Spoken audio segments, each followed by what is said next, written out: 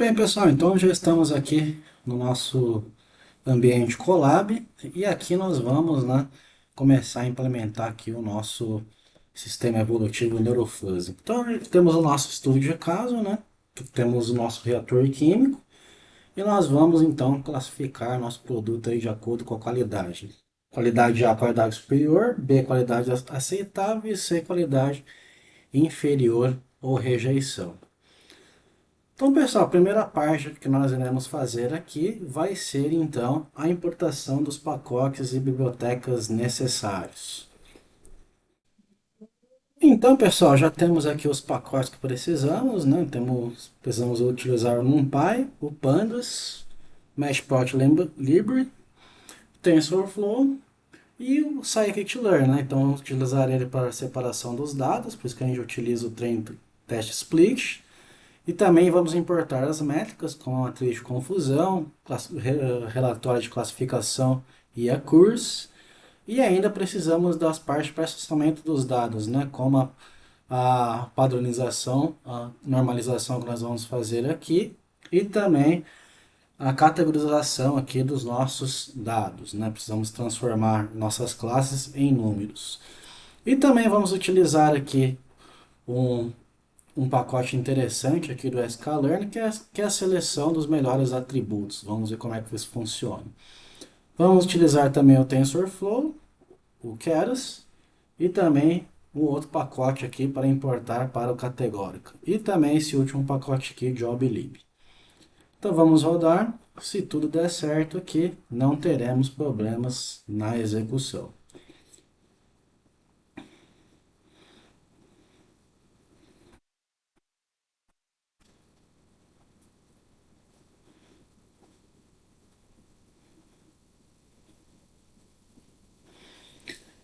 Então, pessoal, tudo ok aqui, né? Demorou cerca de 13 segundos para carregar os pacotes, então já podemos partir aqui para carregar a rotina dos parâmetros e camadas do Anfis, tá? Que é uma parte um pouquinho longa. Vou então já colar aqui para a gente ganhar um tempo e vou explicar aqui logo em seguida. Bem, pessoal, já coloquei então aqui a segunda parte aqui do nosso código. Então aqui agora, né, pessoal, vou botar para rodar enquanto eu vou explicando, né? Então o que que nós temos aqui, né, pessoal? Nós temos algumas funções que vão nos ajudar aí a implementar, né? Então nós podemos ver aqui, por exemplo, a função que vai auxiliar para o cálculo da MF triangular com o NumPy, né? Então temos aqui os parâmetros que ela vai implementar, assim como nós temos aqui também a função que vai nos auxiliar também a calcular a função Gebel, que é a função sino. Temos aqui também a definição aqui da primeira camada, né, pessoal? Aquela camada de fusificação, onde eu vou transformar os nossos números em variáveis no conjunto do sistema fuzzy, no conjunto fuzzy. Então aqui nós podemos ver aqui que temos algumas rotinas, né? Algumas funções aqui que vão fazer isso para a gente, né? Então quando a gente avalia membership do tipo gaussiana, do tipo Gebel, que é do sino, também nós temos a sigmoide, nós temos também a triangular. Então vão ser as quatro que nós vamos trabalhar aqui no Neurofuzzy. Então nós também temos outras funções aqui, tá, pessoal, que implementam, né, essa questão das funções e já chegamos aqui na parte da camada 2, que é a camada das regras, né? Então essa aqui é aquela parte que vai fazer a base de regras, onde a gente não tem o conhecimento, né, especialista, quando o conhecimento especialista não é suficiente, pessoal. Então essa parte aqui é bastante importante. Chegamos na camada 3, que é a camada de normalização, né? Então nós podemos ver aqui algumas classes e funções, que é para facilitar e deixar o código um pouquinho mais robusto. Temos também a parte 4, que é a parte de defusificação, que eu acabei passando um pouquinho rápido, mas está aqui, né, pessoal? Que são a parte dos nossos consequentes, como eu expliquei lá na nossa aula teórica. E temos aqui, finalmente, a nossa camada de saída, né? Então temos aqui uma classe e também algumas funções aí que vão realizar, né, essa operação de entregar para a gente a saída que a gente quer.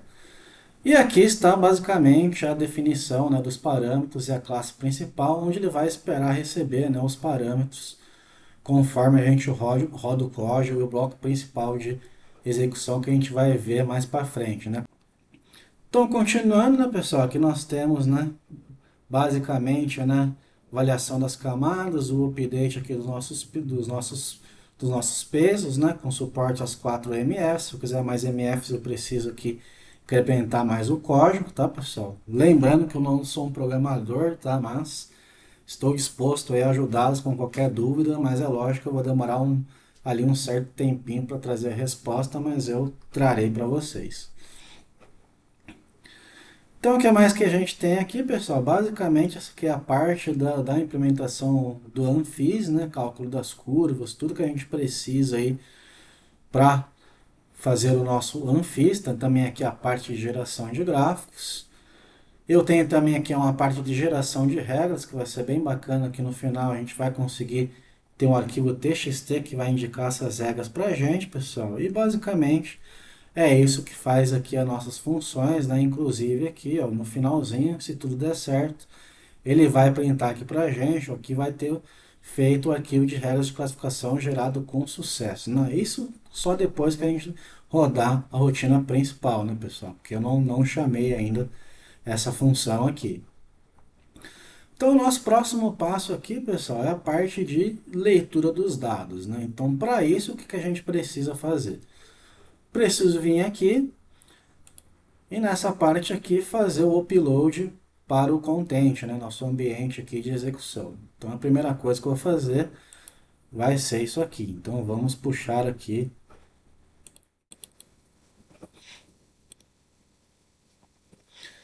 Então, se tudo deu certo, né, pessoal? Já aparece aqui pra gente, né, no ambiente aqui do Google Colab, o nosso arquivo CSV, né, contendo aqui as informações do nosso do nosso produto da reação, né? Então temos aqui a temperatura, pressão, vazão, tempo de residência, concentração e aqui os nossos targets, né, indicando aqui para gente as classes aqui que nós queremos verificar. Então já conseguimos aqui carregar o nosso arquivo, então vamos aqui adicionar o código para a leitura desses dados. Então, pessoal, já temos aqui a nossa rotininha para leitura do banco de dados, né? Então, vamos ler um arquivo CSV, então por isso que nós podemos ver aqui o pacote pandas apropriado para a leitura de um arquivo CSV. Se eu quisesse ler um outro formato de arquivo, eu teria que mudar aqui a chamada, né? Então, o nosso banco de dados também já está bonitinho, tá, pessoal? Não vamos precisar fazer nenhuma remoção de nulos, também nenhuma verificação de outliers, tá? Isso eu já fiz isso antes para a gente ganhar um tempinho, tá? Então nosso banco de dados está bem limpo, porque também foi algo que vocês já viram aí ao longo do curso, né? Então também não preciso me preocupar com aquela questão de pular linhas ou suprimir índices, já está tudo pronto aqui para a gente rodar. A única coisa que ele vai chamar atenção aqui para a gente é que eu tenho aqui um try de leitura. Se ele não conseguir localizar o arquivo, ele vai imprimir aqui uma mensagem de erro para a gente, que a gente sabe que não vai acontecer, porque o nosso arquivo já está adicionado ali. Então, depois disso, eu vou definir as minhas entradas e saídas, né? Vou vetorizar essas nossas variáveis para que eu possa, a seguir, então, selecionar os atributos que a gente quer verificar e começar, em si, depois o treinamento, né? Então, tem essas questões aqui da definição das entradas e saídas. Então, eu vou botar para rodar. E deu tudo certo, né, pessoal? Então ele fez esse print aqui, imprimiu nossa coluna de saída, nosso target, que é a classe qualidade, né? Então tá tudo funcionando direitinho. Caso ele tivesse imprimido mais de alguma coisa aqui, provavelmente você estaria com algum tipo de problema no seu arquivo CSV, tá? Às vezes alguma tabulação, ou estava faltando alguma vírgula, teria que fazer algum ajuste para que ele conseguisse ler aqui uma classe corretamente, né? Só estamos utilizando uma classe. Então agora vou rodar aqui, pessoal, vou adicionar a rotininha de seleção dos atributos para vocês verem como é que funciona, que é uma funcionalidade bem legal aqui do nosso código. Só que antes disso, né, pessoal, vamos só dar uma verificada rapidinho, né? É sempre legal a gente dar uma olhada aqui nos primeiros 5 pontos do nosso data frame para a gente conferir, né? Então a gente consegue ver que é exatamente aquilo que a gente está querendo ver mesmo, né? Então temos aqui os nossos atributos e a nossa última coluna aqui, os nossos targets, né? Então agora sim eu vou lá para a seleção dos atributos, porque nós podemos escolher, né? Quais atributos aqui nós queremos considerar como entrada, né? Podemos considerar um só ou todos eles. Então eu vou adicionar aqui a rotininha e já volto aqui para a gente discutir. Então já estamos aqui com a nossa rotininha de seleção de atributos, né, pessoal? E como é que funciona, né? Tem um modo de seleção aqui que está definido como automático e eu defini aqui que eu quero avaliar dois atributos como entradas, né? Então lembrando que nós temos ali no caso 5 atributos, né? Eu posso colocar aqui até 5 atributos para avaliar. Então eu tenho uma rotininha aqui, eu vou ter aqui um bloco de comparação, né, pessoal? Eu vou ter aqui uma condicional, um if else. Então, se o modo de seleção for automático, que nem está selecionado lá, ele vai selecionar então os melhores atributos conforme o K atributos, que nesse caso está selecionado como 2. Então, ele vai selecionar para a gente os dois atributos mais relevantes para esse classificador que estamos implementando. Já, pessoal, se a gente colocar qualquer coisa diferente, né, aqui no modo de seleção, como por exemplo manual, ele vai entrar aqui no else e vai executar aqui para gente e vai selecionar todos os atributos e vai imprimir para a gente aqui que está utilizando todos os atributos. Então, depois preciso definir o número de entradas que eu estou utilizando, que isso aqui será utilizado na nossa rotina de treinamento. Caso o nosso número selecionado seja zero, ele também vai imprimir para a gente aqui uma mensagem de erro. Então vamos verificar ele funcionando, né, pessoal? Primeiramente, vamos escolher dois atributos. Então eu coloquei para rodar e rapidinho aqui ele entregou para a gente que os melhores atributos selecionados são temperatura do reator em concentração de impureza. Se a gente for considerar somente um atributo, então a gente vai ter aqui que a concentração de impureza é o atributo mais relevante e nesse caso. E caso aqui, por exemplo, vamos colocar aqui um modo manual, a gente espera aí que o programa entregue para a gente, né, os 5 atributos. Então, ó, ele está utilizando todos os 5 atributos para resolver o nosso problema de classificação. Mas vamos aqui, né, pessoal, começar então avaliando o nosso classificador, utilizando aqui somente, né, dois atributos. Vamos ver como é que ele vai se comportar aqui desse jeito. Então agora, pessoal, vamos para a próxima parte, que é fazer a parte do pré-processamento, né, que são aquelas etapas de que a gente faz de normalização e de categorização, né? Então vamos aqui adicionar e já já a gente volta aqui para discutir esse trechinho de código.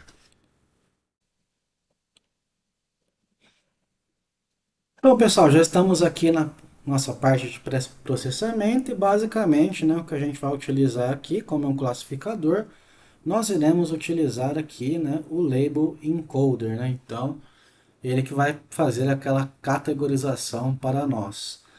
E aqui eu já vou pedir para ele imprimir para a gente, né, que é o tipo de problema, que é uma classificação de N classes, e ele vai imprimir para a gente aqui o número das classes, né? E aqui estamos adotando aqui uma divisão dos dados de treino e validação em teste. Então, 70% dos dados a gente vai utilizar para treino, 15% para validação e 15% para teste.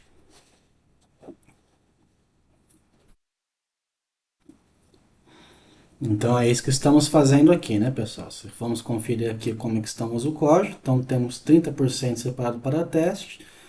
E dessa metade aqui, que metade dela ele vai pegar para validar, né? Então é isso que está sendo feito aqui nessa parte do código.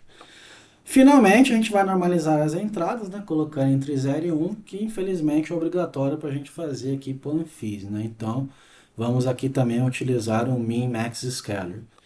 Então, se tudo der certo, vamos rodar aqui e não teremos nenhum problema. Então, já rodou certinho. E ele classificou para a gente o problema de classificação multiclasse, com três classes, e o rótulo das classes que nós estamos utilizando são as classes A, B e C, que são os nossos targets. Então agora o próximo alvo, pessoal, é adicionar o bloco principal de execução em si, onde nós podemos, né, modificar os parâmetros, né? Então aqui que é a parte que interessa para nós.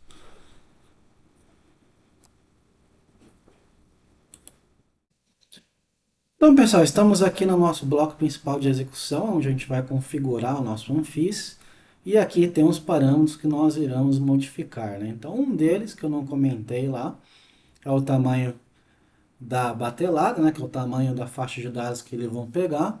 Então, isso aqui vocês também podem modificar, caso necessário. Mas o principal mesmo que nós modificaremos sempre é o número de memberships, né? O número de funções de pertinência por entrada. Então, aqui no caso, estou considerando só duas. Também o tipo de função de pertinência que nós estamos considerando. Então, nesse caso, vamos utilizar a triangular, mas eu poderia utilizar a formato sino, a sigmoide e a gaussiana. O otimizador, a gente utiliza o ADA, e como é um problema de classificador, a gente vai utilizar aqui também como perda a cross-entropia, né? E para esse primeiro problema, vamos considerar aqui um número de épocas, vamos definir isso como 50. E como último parâmetro que a gente pode estar utilizando, né, eu tenho também aqui a nossa taxa de aprendizagem, então ela está definida aqui como 1 vezes 10 a menos 3. Então, basicamente, esses são os parâmetros que nós iremos avaliar aqui no nosso Anfis, e eu vou começar então aqui o nosso treinamento.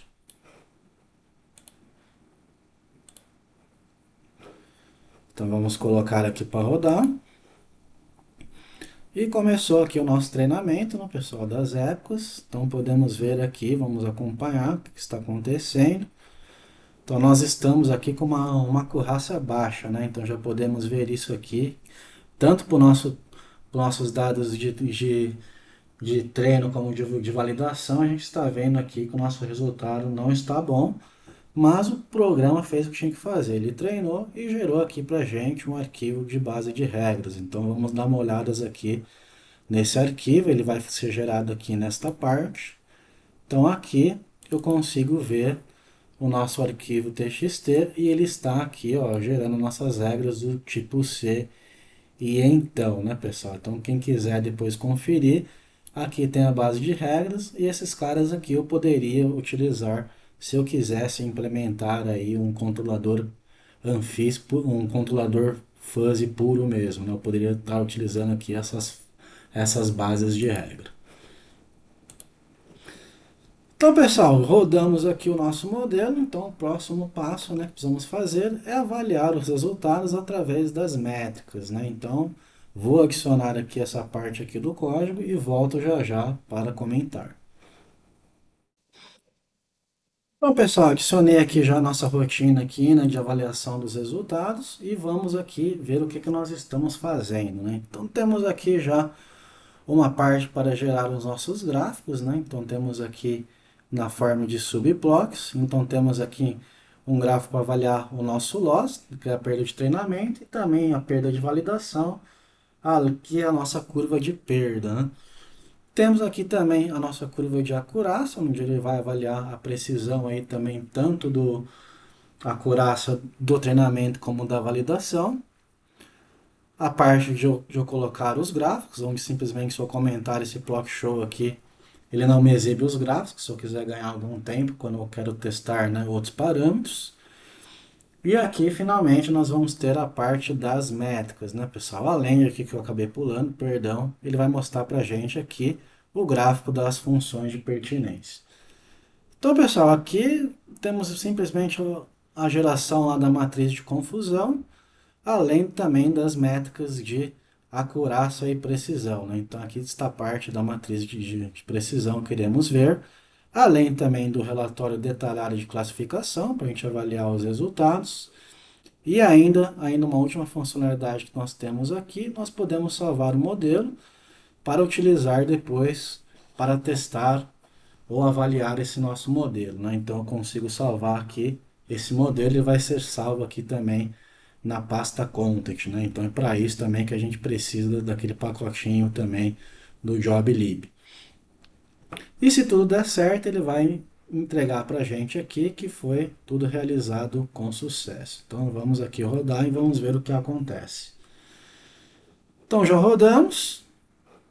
Então primeira coisa aqui pelas curvas, né, pessoal? Vamos ver aqui a curva de perda e a curva de acurácia. Então a gente pode ver o que aconteceu, né? Então, em poucas épocas assim, nosso erro já ficou estabilizado aqui no valor de 1.1 e está indicando para a gente aí um caso aí que o nosso modelo aí não foi suficiente, né, para treinar aí o nosso não foi suficiente para entregar um bom resultado, né, pessoal? Estamos aí com provavelmente com um caso de underfitting, tá? Então aqui que a gente pode ver também que tanto as nossas precisões também estabilizaram com poucas épocas, né? Então isso está indicando para a gente ou que o número de funções de pertinente é pouco ou então que esse formato triangular aqui não é bacana para o nosso modelo. Então, a primeira coisa que nós vamos testar, nós vamos aumentar esse número aqui de funções de pertinência. Vamos colocar mais uma lá. Antes também de a gente ver aqui as outras métricas, então a gente pode ver, né, que a nossa acurácia de treinamento e validação e teste foi bem ruim. E a matriz de confusão, ela confirma isso aqui pra gente, né, pessoal? Você pode ver que o nosso modelo não conseguiu prever nenhum dado da classe C, né? Então isso aqui é um autoindicativo que o nosso modelo não está legal. Então, como o nosso modelo não está legal, eu nem vou perder muito tempo aqui para avaliar essa questão do relatório de classificação, né, pessoal? Antes da gente avaliar, né, essa parte final aqui, é só quando o nosso modelo estiver pronto. Nós vamos então aqui voltar um pouquinho ao nosso código e vamos mudar então o número de função de pertinências para 3 e vamos ver o que, que ele entrega para nós. Então já mandei rodar aqui, vamos aguardar o treinamento de novo. E nesse caso aqui é bem rapidinho, né, pessoal? Então dá para guardar. Então a gente já consegue ver aqui que deu uma melhorada, né, nas métricas, pelo menos parece, né? Então vamos ver os nossos gráficos vão confirmar isso para a gente ou não. Então o que aconteceu, né, pessoal? A gente já pode ver que já houve uma melhora no treinamento, né? Então os erros aqui continuam, né? A perda continuava descendo, indicando aqui que poderia até aumentar um pouquinho esse número de épocas. E a nossa curaça, mas apesar disso, a nossa precisão, a nossa curaça aqui ainda não ficou tão boa, né, pessoal? Então, como que está aqui a nossa curaça de treinamento final aqui? Ó? Ficou 60, está em 60%, 57%, e aqui no caso aqui, ó, ele conseguiu prever melhorar um pouquinho, está prevendo a classe C, mas agora não estamos prevendo nada da classe B, né? Então, novamente, aí o nosso modelo ainda não está bom. Então, vou aumentar mais uma vez o número de função de pertinência antes da gente modificar o tipo, né? Repare, pessoal, que eu estou evitando mexer nos outros parâmetros por enquanto, né? Estou mexendo basicamente nas funções de pertinência para ver como é que o modelo se comporta. Caso eu precise mexer eu depois de modificar o número das funções e tipo de funções de pertinência, a gente perceber que não teve uma melhora, aí sim a gente vai vir para as épocas e também para a taxa de aprendizagem. Então, por enquanto, vamos continuar mexendo só nisso.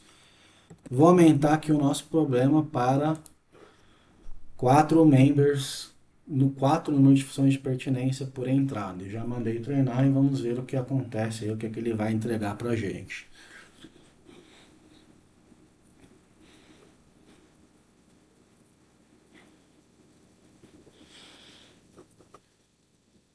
Vamos avaliar aqui novamente os resultados. Então, aqui que ele entregou para a gente, né, pessoal? Melhorou um pouquinho, ainda continua caindo aqui a curva de treinamento, mas a curva de acurácia aqui mostrou alguns pontos, né, que ela estabilizou. Então, isso aqui está indicando para a gente é um típico caso aí de overfit ou underfit, né? Tem uns warnings aqui que vamos ignorar, né, pessoal? Não esquenta a cabeça com isso não. O que interessa pra gente é essa parte aqui, ó. Então podemos ver que a precisão, né, ela continua ruim, né? Não tivemos aqui, né, uma grande melhora. Tivemos alguns casos previstos B aqui que ele conseguiu enxergar, mas a nossa precisão ainda está ruim. Então agora, pessoal, vou modificar aqui, vou mudar o nosso número de memberships novamente para 2 e vou utilizar aqui agora a função do tipo sigmoid. Vamos ver o que ele vai entregar para a gente com essa função aqui.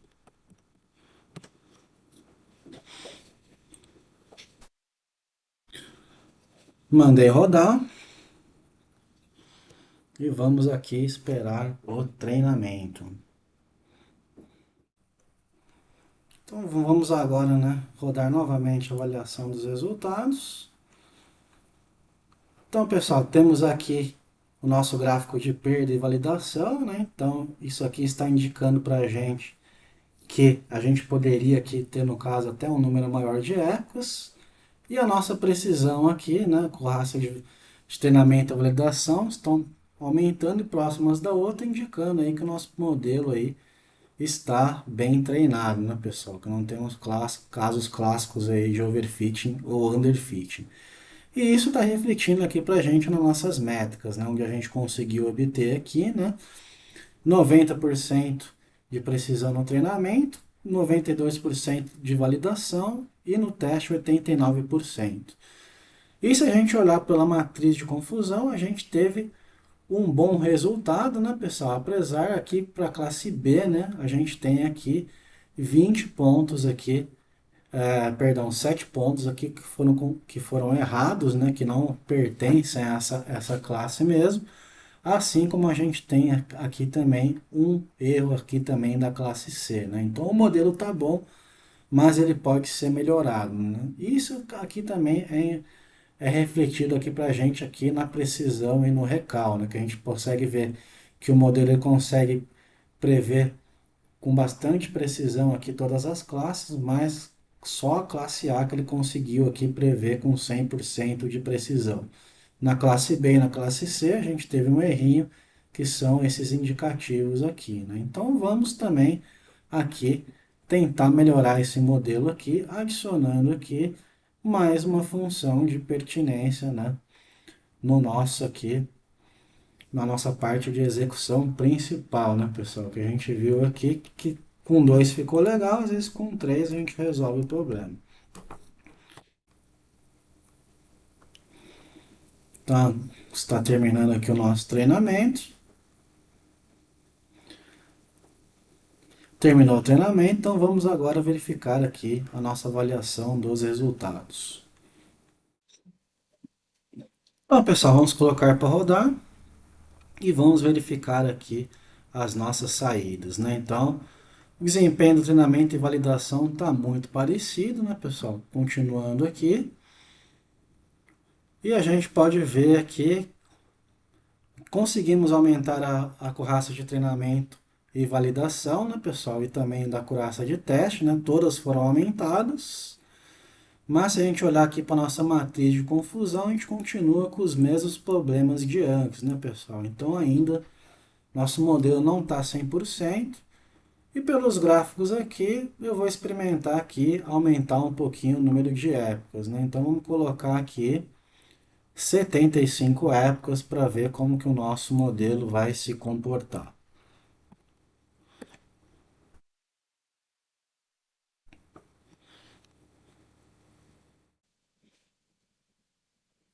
Então vamos avaliar aqui os resultados, né, pessoal?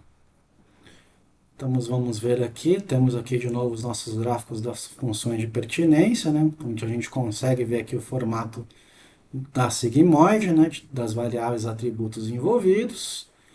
Temos aqui o gráfico de perda, o gráfico de validação, que a gente viu que ele atingiu aqui um certo patamar, né, mas vamos verificar os resultados para ver se o nosso modelo está bom. Então temos aqui uma acurácia de treinamento final de 97%, assim como da validação, e a acurácia de teste de 94%, né, pessoal? Então melhoramos bastante aqui o nosso classificador. E isso está refletido aqui para a gente, né, na matriz de confusão, né? Então a gente pode ver que agora a gente teve três leituras erradas ao invés de sete, né? Então melhoramos bastante. E aqui na classe C a gente continua com aquele problema de identificar, né, um cara que não pertence a essa classe, né? E continua com esse falso aí positivo.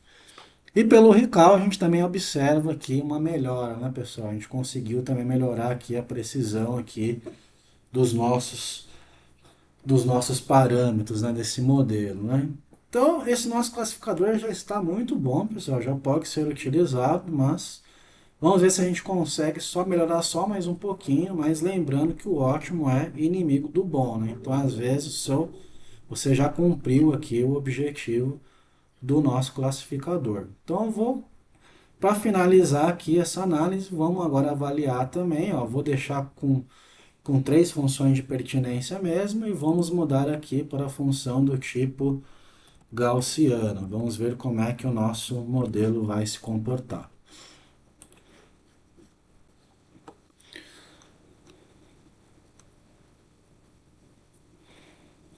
Então, mandei rodar e vamos agora avaliar aqui os resultados.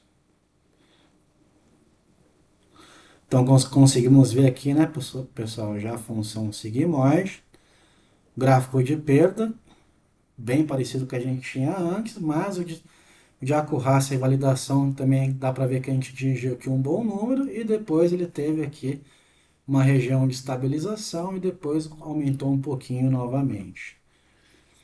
Então, se a gente olhar aqui, então, olha que legal, pessoal, olha o que aconteceu. Melhoramos aqui a nossa classe de treinamento para 97%, a de validação foi para 98%, e conseguimos ver aqui, ó, que melhoramos ainda mais aqui a questão dos valores positivos da classe B, né? Então diminuímos aqui os falsos positivos. E agora, né, pessoal, olha o que está acontecendo. A classe C também foi resolvida, né? Então também conseguimos aqui, né, se a gente olhar o recall, também conseguimos resolver a nossa classe C. Então conseguimos melhorar ainda mais o nosso modelo. Então estamos no caminho certo aqui, né, pessoal? Então podemos brincar mais um pouquinho. Vamos então aumentar aqui o número das funções de pertinência para 4. E vamos ver o que acontece aí com nossos resultados. Terminamos o treinamento, né, pessoal? Vamos agora, como sempre, para a avaliação dos resultados. Vamos ver o que aconteceu aqui. E agora, pessoal, olha o que nós conseguimos. Conseguimos aqui, então, obter um modelo praticamente perfeito, né? Então, nós temos aqui 98% de acurácia de treinamento, 98% aqui também de validação e a acurácia dos nossos testes, né, que 100%, né, pessoal? Então, nosso problema aqui, ele não errou nada, mas ao mesmo tempo, né, como está dando tudo 100%, a gente fica com aquela desconfiança de que o nosso modelo está com overfit ou underfitting, né? Então, como que a gente vai fazer para avaliar isso? Vamos pegar também e avaliar agora uma nova amostra para saber como é que esse nosso modelo está se comportando. Então, pessoal, já coloquei aqui a rotininha para nós avaliarmos aqui um teste com uma nova amostra. Então, nós temos sempre que fazer um vetor de acordo com os nossos atributos selecionados, né? Então, como selecionamos dois atributos, vamos só conferir aqui quais que são.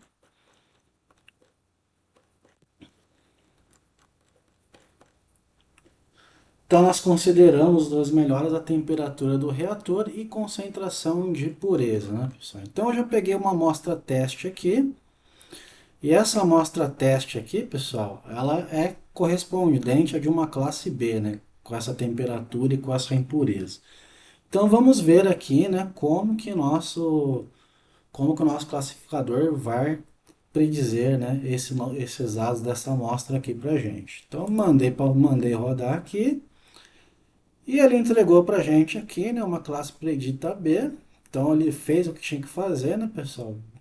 Entregou aqui o que a gente estava esperando com uma confiança de 92, quase 93%. Então está muito bom aí mesmo o resultado do nosso modelo, mas eu ainda tenho uma certa preocupação com esse recal aqui muito próximo de 100%, né? Que a gente estou preocupado no modelo, às vezes tem um problema de generalização.